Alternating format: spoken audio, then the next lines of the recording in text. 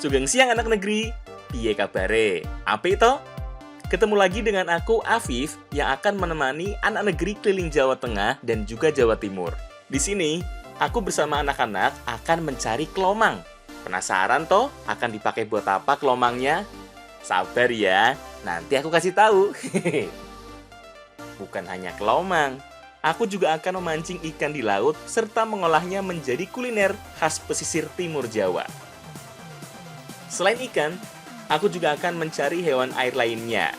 Bukan hanya dicari, tapi juga akan diolah menjadi masakan khas Jawa Tengah yang pastinya enak tenan. Masih ada lagi nih, aku juga mau membuat masakan sehat khas Jawa Tengah yang menggunakan bahan utama sayur-sayuran.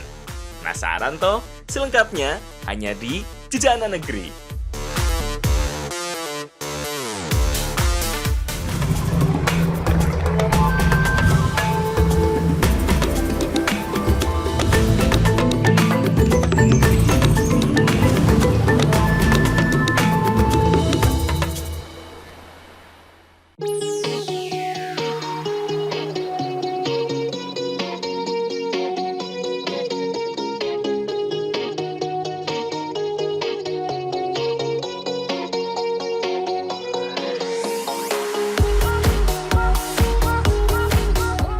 Aku lagi ada di Dusun Karangturi, Desa Sumberjo, Kecamatan Sudimoro, Kabupaten Pacitan.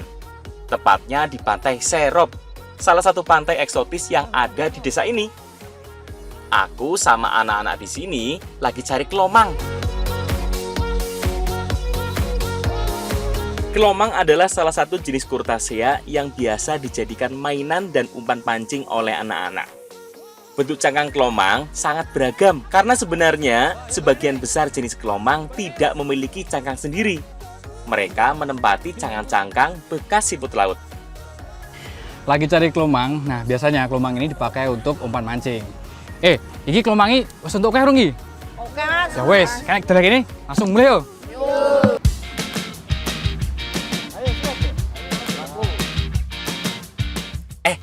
Sik. Sebelum dijadikan umpan cari ikan, kita pakai buat balapan dulu yuk. Ayo, kowe kudu juara yo.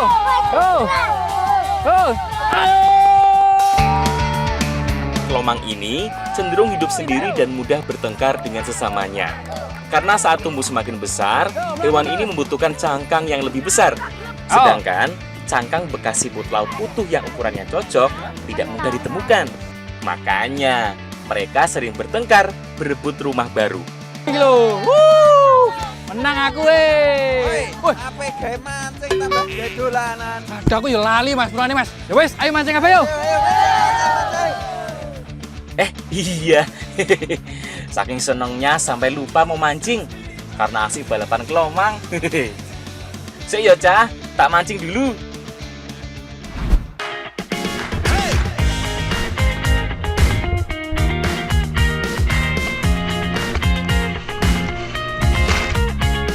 Sekarang aku mengarungi laut di sekitar Dusun Karangturi, Kabupaten Pacitan. Sama halnya dengan laut selatan di Pulau Jawa lainnya.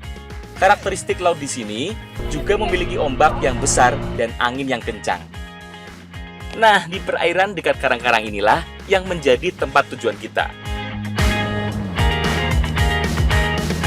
Nah, kali ini kita lagi mau menangkap ikan, namun dengan cara yang unik. Kalau orang sini tuh nyebutnya itu bedol ya Mas ya? Iya, betul Mas. Nah, itu cuma pakai kail ikan seperti ini dan sama senar, tidak pakai joran.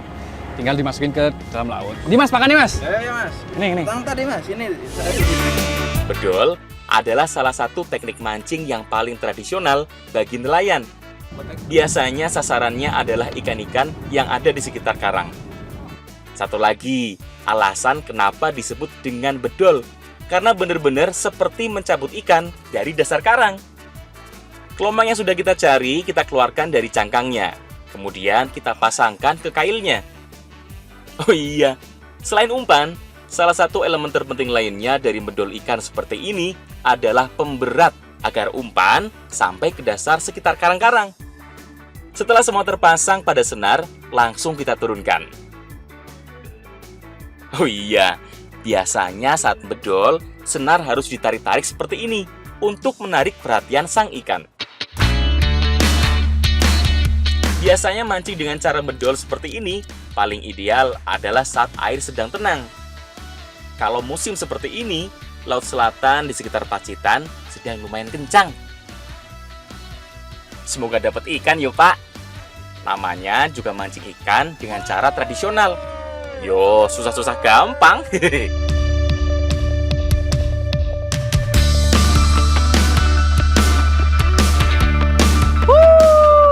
Dapat akhirnya nih. Nah, kenapa teknik ini disebut dengan bedol? Ini karena seperti cabut akar ya Mas ya? Ya. Nah, yang cabut akar ini ikannya ini. Nah, Mas. Pelan-pelan ya, Mas. Woi! Wis cukup iki. Bali yuk Pak. Lumayan, sudah bisa dimasak.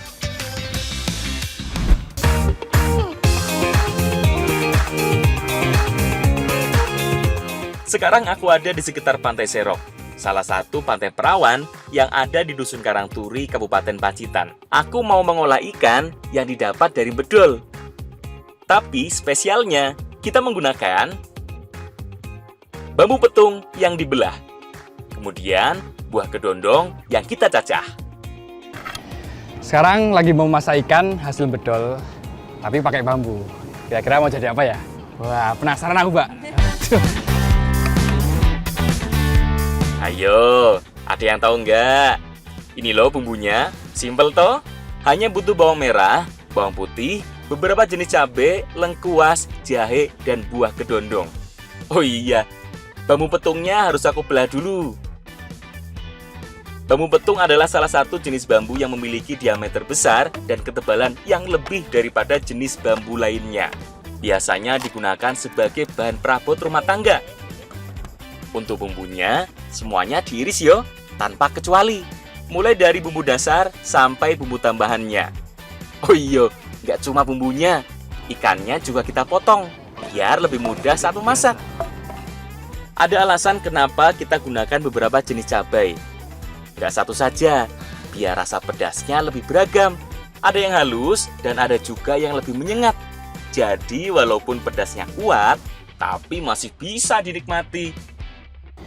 Sekarang mau masak ikan asem-asem, tapi spesialnya rasa asemnya ini diambil dari buah kedondong. Sengaja buah kedondong yang digunakan adalah bagian yang berdekatan dengan kulitnya. Soalnya bagian yang hijau ini lebih kuat asamnya daripada bagian daging yang berdekatan dengan biji. Nah, kalau semua bumbu sudah siap, sekarang kita balurkan ke potongan ikannya. Oh iya, selain bumbu iris tadi, tinggal tambah dengan sedikit gula dan garam. Masukkan semua bahan dan bumbu ke dalam bambu. Kemudian tambahkan juga potongan buah kedondongnya. Terakhir, beri sedikit air agar semua bumbu bisa matang dengan sempurna.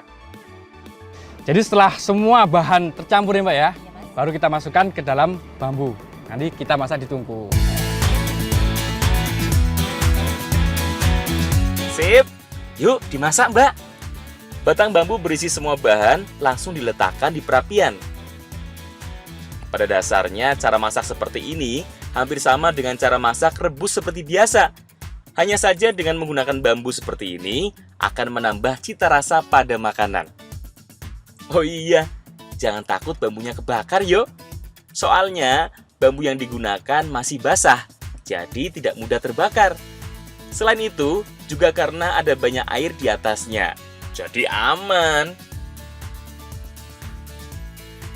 Nah, wis mateng iki.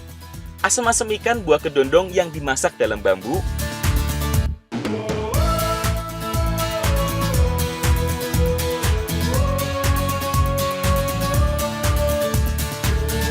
Rasa dari ikan asam-asam ini, pedasnya dapet dan asamnya juga dapet.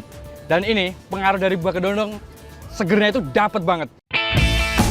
Walaupun dimasak dengan cara sederhana, tapi memiliki cita rasa yang luar biasa. Apalagi dimasak dengan wadah bambu seperti ini, membuat rasa dari asam-asamnya jadi lebih khas. Enak tenan yo.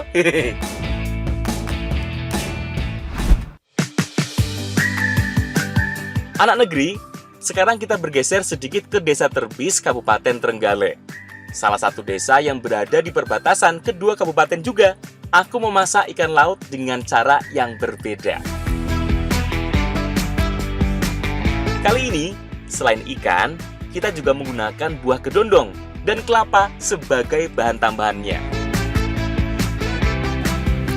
Masih berhubungan dengan ikan laut, kalau tadi kita masak dengan kuah bening, nah kali ini mau kita masak dengan santan. Wah, kira-kira rasanya seperti apa ya?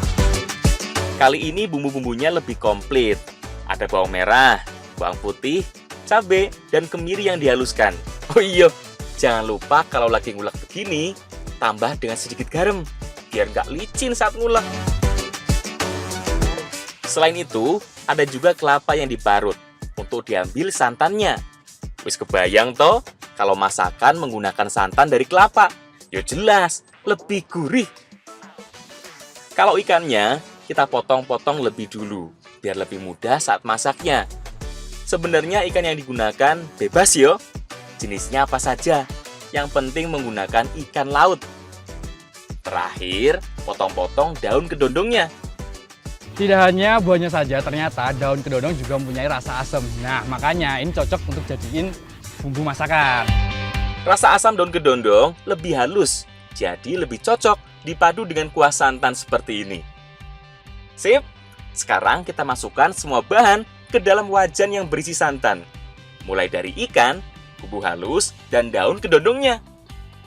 Jadi olahan ikan kali ini hampir mirip dengan sayur lodeh. Semua bahan mulai dari ikan, daun kedondong, dan bumbu-bumbu lainnya dijadiin satu tanpa ditumis. Ya wis Bu, ini siap? Langsung dimasak ya Bu ya? Sip, yuk, dan dimasak Bu. Butuh sekitar 15 hingga 30 menit sampai ikan benar-benar matang. Tergantung dari jenis dan ketebalan ikannya. Oh iya, kalau masak pakai santan seperti ini, jangan lupa untuk terus diaduk, biar santannya nggak pecah. Jadi rasa masakannya tetap gurih ya. Kalau sudah mau matang, tinggal tambah dengan potongan cabai dan tomat segar, biar makin mantep. Sip, wis mateng iki Bu. Kandungan gizi ikan salem sangat baik untuk menjaga stamina, apalagi dengan tambahan daun kedondong yang membuat cita rasanya semakin segar.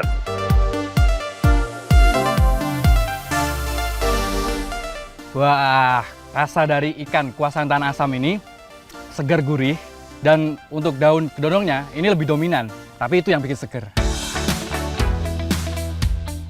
Oh iya, dengan pakai tambahan daun kedondong seperti ini, ikannya jadi lebih cepat empuk, dan yang paling penting, semua aroma dan rasa amisnya hilang. Karena alam memberikan banyak manfaat.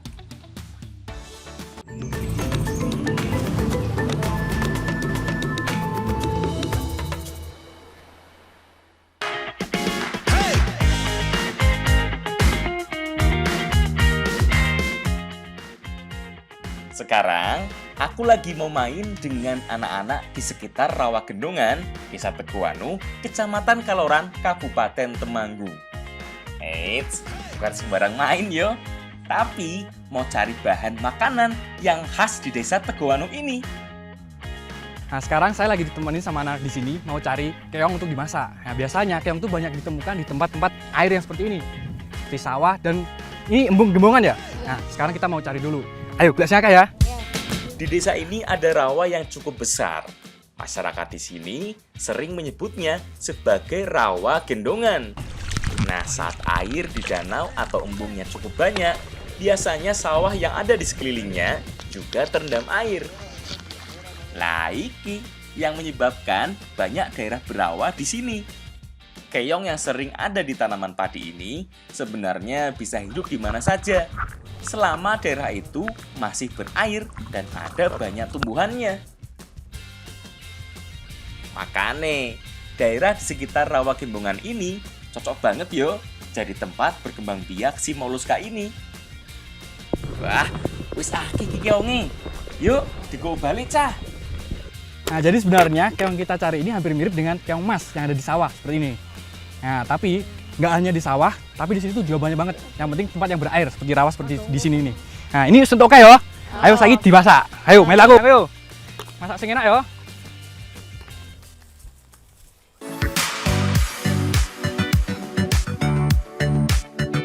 Sebelum dimasak, keong ini harus direbus lebih dulu sampai matang. Selain itu, tujuannya direbus juga untuk mempermudah mengeluarkan keong dari cangkangnya. Nah, jadi untuk merebus keong ini ada tekniknya sendiri, yaitu dengan merebusnya dengan air yang dingin. Kalau direbus langsung pakai air yang panas, itu keongnya bakal susah keluar. Dia bakal nutup cangkangnya rapat-rapat. Nah, itu yang bikin susah. Nah, kita tunggu dulu ya sampai mendidih.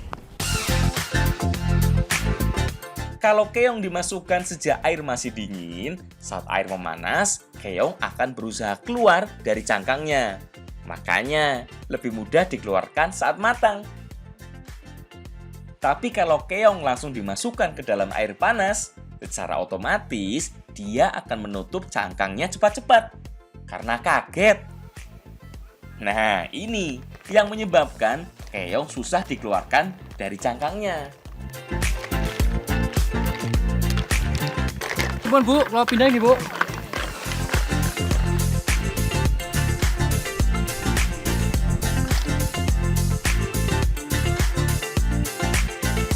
Sip, wis mateng iki keongnya.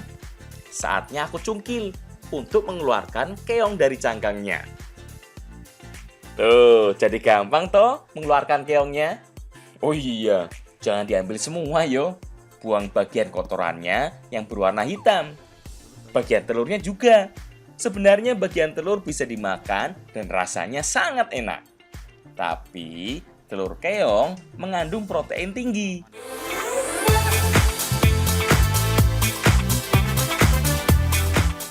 Nah, wis rampung iki keongnya. Saatnya menyiapkan bahan-bahan lainnya untuk dimasak.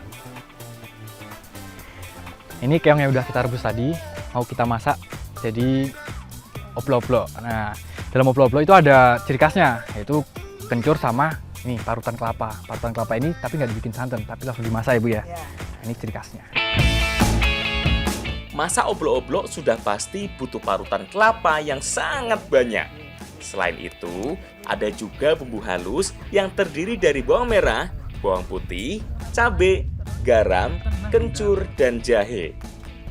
Nah, keong yang sudah direbus dan dibersihkan tadi, aku potong-potong dulu, biar lebih tipis ya. Selain biar lebih mudah saat memakannya, tujuannya biar bumbunya lebih mudah meresap. Selain bumbu yang dihaluskan, ada juga bumbu yang diiris-iris wae, yaitu cabai besar iki. Oh iya, oplo-oplo keong ini juga bisa ditambah dengan bahan lainnya yo, seperti tempe yang satu ini. Sip, wis rampung kabeh iki persiapannya. Saatnya dimasak yuk Bu. Pertama panaskan dulu airnya sampai mendidih. Kemudian masukkan bumbu halus. Masukkan juga bumbu lain seperti salam, sereh, dan lengkuas. Setelah itu, masukkan keongnya biar lebih empuk teksturnya.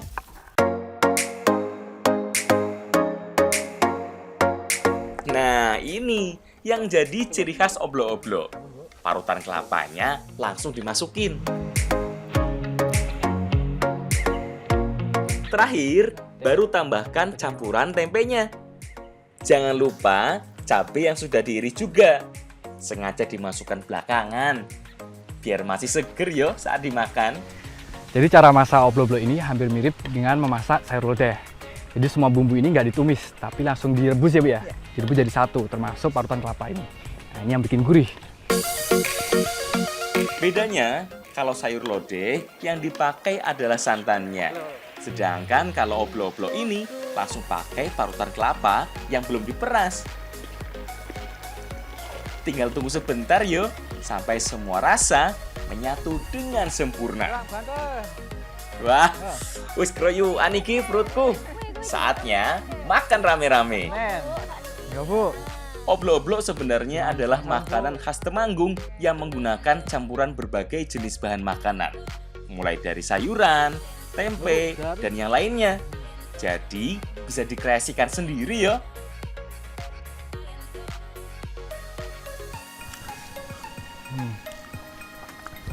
Nah, setelah saya cobain, oplo-oplo keongnya ini pedasnya dapet banget. Untuk keongnya, teksturnya tuh dia kenyal, itu hampir mirip sama kikil ya.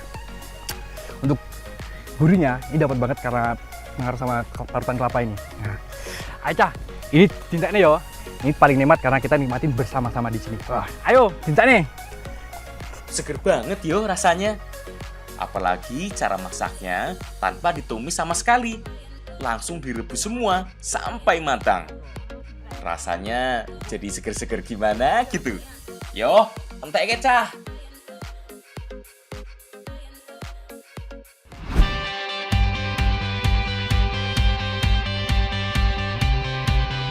Bukan cuma jadi oblok-oblok ya. Warga desa Teguwanu, Kecamatan Kaloran, Temanggung ini biasa mengolah keong sawah menjadi berbagai macam makanan. Jadi saking banyaknya keong di rawa Gimbongan ini, masyarakat sini sering memanfaatkan untuk jadikan bahan makanan. Salah satunya oblok-oblok keong. Nah, tapi masih banyak lagi. Salah satunya keripik ya Mbak ya? Iya. Nah, selain keripik, kali ini kita mau bikin sate dengan bumbu ketumbar. Sebenarnya sate keong yang akan kita masak mirip dengan sate lain pada umumnya. Hanya saja yang membedakan adalah bumbu ketumbarnya. Keong yang sudah dipotong kecil-kecil kemudian tusuk dengan bambu yang sudah dipipihkan. Nah, untuk bumbunya selain ketumbar ada juga bawang merah, garam, dan gula. Semuanya dihaluskan jadi satu ya. Sebelum dibakar, keong yang sudah ditusuk olesi dengan bumbu ketumbar yang sudah dihaluskan. Kemudian biarkan sampai meresap. Sekilas jadi mirip dengan sate Marangi yo yang ada di Purwakarta. Hanya saja, sate keong bumbu ketumbar ini tidak terlalu banyak rempah. Sip, saatnya kita bakar. Kebanyakan sate keong seperti ini harus direbus dulu keongnya, baru dibakar lagi. Biar lebih empuk dan matang sempurna yo. Kalau langsung dibakar tanpa direbus, biasanya terlalu keras daging keongnya. Oh, sate ini mau coba.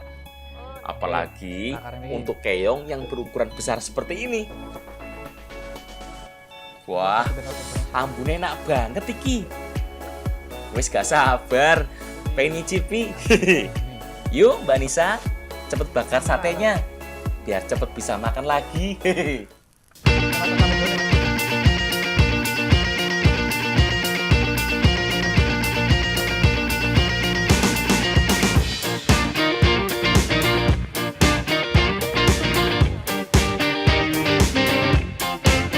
Nah, iki sate keong bumbu ketumbar yang sudah matang. Tak cobain dulu ya, Lur. Mbak, Bu. Wes, pokoknya guandeme pol. Enak tenan.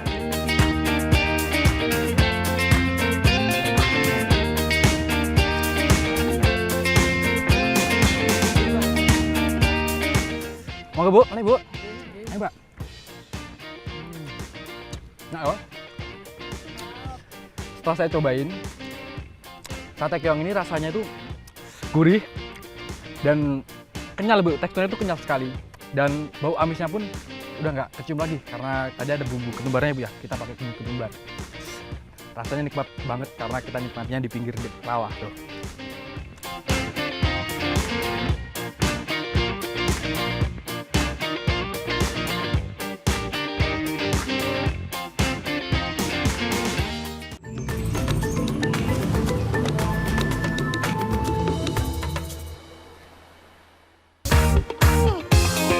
Temanggung adalah salah satu kabupaten di Jawa Tengah yang memiliki banyak potensi sayur-sayurannya karena terletak di dataran tinggi. Nah, nggak heran kalau banyak makanan yang menggunakan campuran berbagai sayuran, termasuk nasi gono. Sego gono merupakan makanan khas Temanggung yang dibuat dari campuran nasi putih dengan beberapa jenis sayuran. Untuk membuat sego gono, saat mengaroh nasi untuk pertama kali, lebih baik campur dengan bawang goreng dan salam, biar lebih harum dan berasa lebih gurih. Nah, sekarang mau bikin nasi gono, salah satu masakan khas asli Temanggung. Dan sekarang lagi proses ngaron. Ini tadi ditambahin sedikit bawang goreng sama daun salam itu agar aromanya itu harum. Tapi masih banyak lagi nanti campurannya. Sekarang diaron dulu. Sekarang, aku, Mbak Vistra, dan Ibu Sri mau nyiapin bahan-bahan lainnya, seperti sayur dan bumbu-bumbunya. Sebenarnya, bumbunya sangat sederhana kok. Cuma haluskan bawang putih, cabai, gula, dan garam.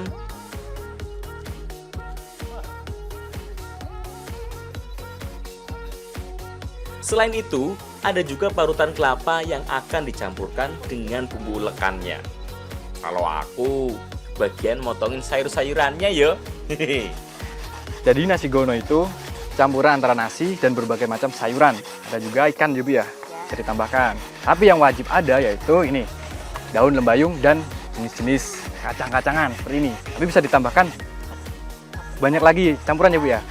Tapi sekarang kita mau bikin dulu nih. Ada yang menggunakan kacang merah, kacang panjang, atau jenis kacang polong lainnya. Pokoknya, sayuran yang harus ada dalam sego gono adalah daun lembayung dan kacang-kacangan. Tapi kalau mau ditambah dengan sayuran lainnya, ya enggak apa-apa, malah lebih enak. Sip, bumbu halus dan parutan kelapanya sudah jadi. Sekarang campurkan keduanya yuk. Aduk sampai rata. Oh iya, sebelum dicampur dengan nasinya, bumbu kelapa ini harus ditumis lebih dulu, biar lebih gurih rasanya. Selain itu, juga biar bisa bertahan lebih lama.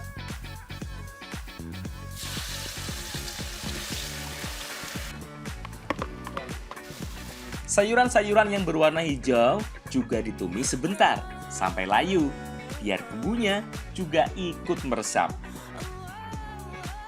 Yuk, Mbak Vistra, kita aduk sampai rata.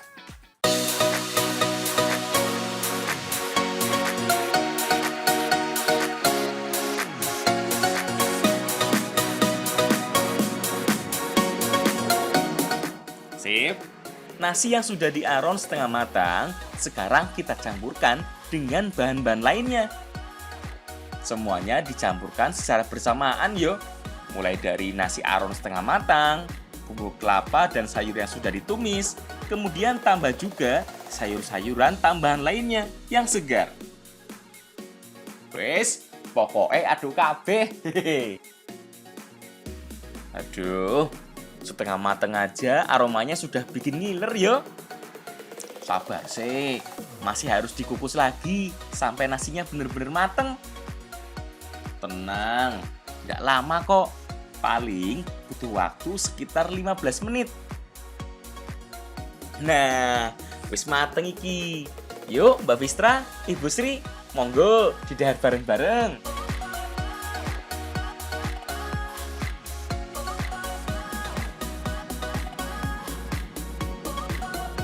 Nama sego gono berasal dari kata ono alias saonone, artinya seadanya. Karena apa saja bahan yang ada dicampurkan jadi satu yo. Oh, namanya Mbak. Jadi sebenarnya untuk nasi gono ini hampir mirip dengan nasi liwet. Bedanya di sini tuh lebih banyak variasinya. Ada sayur-sayurnya juga, terus ada kacang-kacang juga. Dan yang bikin gurih nih banyak parutan kelapa. Mak, dihabis nih Mak. Ya. Nggak cuma sayur dan bumbunya yang berasa, nasinya juga ikut berasa gurih loh. Lawong dimasak dengan bumbu yang lama. Oh iya, sego gono paling enak dihidangkan dengan ikan asin goreng. Apalagi dengan ikan layur tipis seperti ini. Wes, guandeme pol pokoknya.